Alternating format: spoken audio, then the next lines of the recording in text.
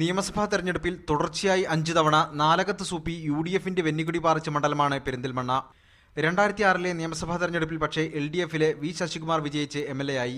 2011 മുന്നണി മാറി UDFിലെത്തിയ മഞ്ഞളാംകുഴി അലിയിലൂടെ മണ്ഡലം UDF തിരിച്ചുപിടിച്ചു. 9589 വോട്ടായിരുന്നു അന്ന് UDFന്റെ ഭൂരിപക്ഷം. 2016 അതിശക്തമായ പോരാട്ടത്തിൽ കേവലം 579 വോട്ടിനാണ് UDF വിജയിച്ചത്.